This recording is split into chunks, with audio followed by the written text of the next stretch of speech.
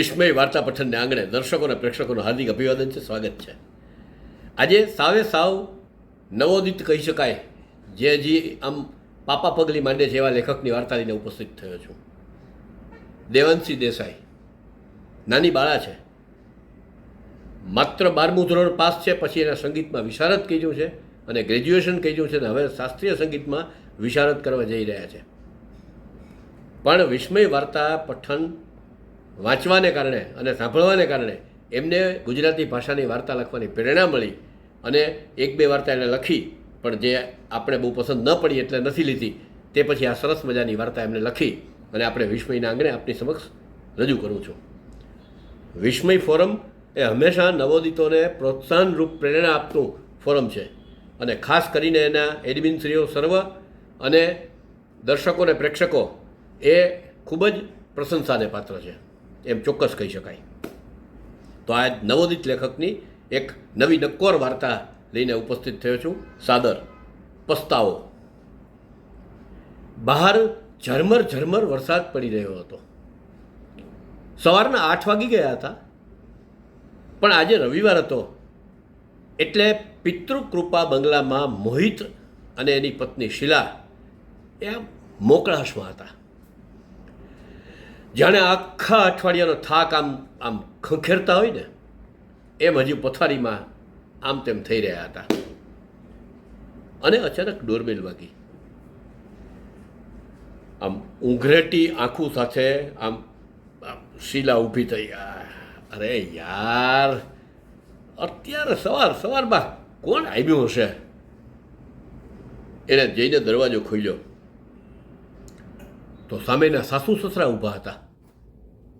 આમ શીલાને એક ઝટકો લઈ ગયો. અરે પપ્પા, મમ્મી, તમે આમ અત્યારમાં, અને એ પણ સામાન સાથે? શીલાએ પોતાનો પ્રતિભાવ આમ પ્રશ્ન જડીથી આપ્યો. અરે બેટા, પેલા અમને અંદર તો આવવા દે, પછી બધી વાત વિગતે કરશું. શીલાને એના સાસુ સસરા જરાય પસંદ નહોતા. મોહિત સાથે લગ્ન કરતાં પહેલાં જ એણે શરત મૂકેલી કે હું તારા મા બાપને નહીં રાખું. મને ઘરમાં વડીલ હોય તે ગમતું જ નથી અને ફાવતુંય નથી. તેથી મોહિતના મા બાપ એના ગામ રહેતા, ત્યાં ખેતી કરીને ગુજારો કરતા, અને ભાંગેલ તૂટેલ એક મકાન હતું, એ બાપદાદાના વખતનું એ મકાનમાં રહેતા. પણ આગલી રાત્રે ખૂબ જ વરસાદ થયો, એને કારણે ખેતરમાં અને પાકને ખૂબ નુકસાન થયું. મકાન કાચું હતું, એ પણ આમ પડવા જેવું થઈ ગયું. એટલે ના છૂટકે મોહિતના મમ્મી પપ્પા સવારમાં અહીં આવી પડ્યા. શીલા દોડીને મોહિતને બોલાવી લાવી અને ખાનગીમાં કહી દીધું કે જો આ ડોસા ડોસીને જલ્દીથી કાઢજે, નહીંતર હું મારા પિયર જતી રહીશ. મોહિત એના મા બાપને આવકાઈ રહ્યા અને એને એક રૂમમાં સેટ કરી દીધા. આમ મોહિતે શીલાને સમજાવવાનો ખૂબ પ્રયત્ન કર્યો કે ભાઈ, મારા મા બાપ છે, ક્યાં જાય, એ તો અહીં જ આવે ને. પણ શીલા કોઈ રીતે વાત માનવા તૈયાર નહોતી. હવે તો રોજ શીલાને સાસુ સસરા સાથે ઝઘડા થતા હતા. નાની નાની વાતમાં કંઈક કાઢે ને ઝઘડો એકદમ મોટું વિશાળ સ્વરૂપ લઈ લે. અને હવે શીલા તો એને સરખી જીભે બોલાવતી એ નહીં. નાની નાની વાતમાં એમની સાથે લડી પડતી. એક દિવસ વાત તો એટલી બધી વધી ગઈ કે શીલાએ વિચારી લીધું કે હવે આ બંનેને આપણે વૃદ્ધાશ્રમમાં જ મૂકી આવીએ.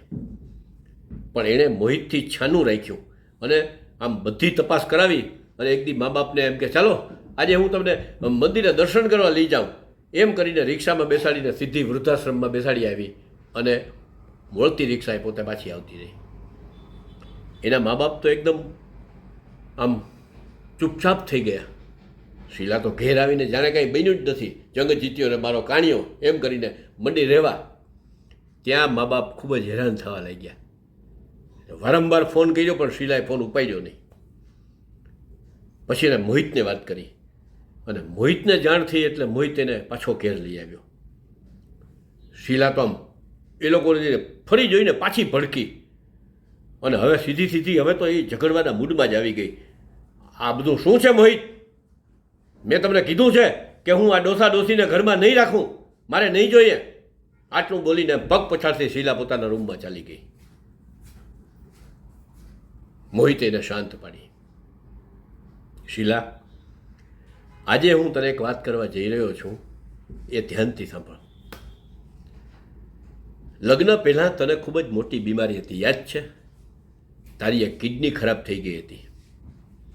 તારા મા બાપે મને વાત કરી હતી અને તને કિડની એક દાનમાં મળી અને પરિણામે તારી તબિયત પાછી સરસ થઈ ગઈ. યાદ આવે છે? આજ સુધી અમે તારાથી આ વાત છુપાવેલી અને તને કિડની કોણે દાનમાં આપી હતી એ અમે કોઈ દી કહ્યું નહોતું. પણ મને એમ લાગે છે કે આજે સમય આવી ગયો છે અને મારે તને આ વાત કરવી પડશે. તને કિડની મારા મમ્મીએ આપેલી. એનું ને તારું બ્લડ ગ્રુપ એક જ હતું અને મેચ થતું હતું એટલે તને કિડની આપી શકાય. હવે ચોંકવાનો વારો શીલાનો હતો. એકદમ ચોંકી ગઈ. હે, તમે આ બધું શું કહો છો? મને પહેલાં કેમ વાત ન કરી? મેં આ લોકોના આટલા બધા અપમાન કર્યા છતાં તમે મને કંઈ કહ્યું નહીં. મોહિત મરક હસતો રહ્યો. શીલાની આંખમાંથી પસ્તાવાના આંસુઓની અવિરત ધારા વહેવા લાગી. એ બહાર આવી ઝડપથી સાસુ સસરાને પગે લાગી. સાસુએ એને ગળે વળગાડી. મમ્મી, હું અભાગણી તમને ઓળખી ન શકી. ખરેખર તમે મારા માટે મારા સગા મા બાપ કરતાં પણ વધુ કામ કર્યું છે અને વધુ ભોગ આપ્યો છે. હવે તમારે ક્યાંય જવાનું નથી. આપણે બધા શાંતિથી આ ઘરમાં રહીશું. બધાએ એને માફ કરી દીધી. પસ્તાવાના અગ્નિ પરીક્ષામાં શીલા એકદમ શુદ્ધ થઈને બહાર આવી. બહાર ઝરમર પડતો વરસાદ હવે બંધ થઈ ગયો હતો અને આમ સૂર્યની કોર વાદળમાંથી દેખાઈ રહી હતી. હવે જાણે એમ લાગતું હતું કે સોનાનો સૂરજ ફરી એકવાર ઉઈ ગયો છે. અસ્તુ, તો હતી વાર્તા પસ્તાવો. આપને અભિપ્રાય ચોક્કસ આવકાર્ય છે.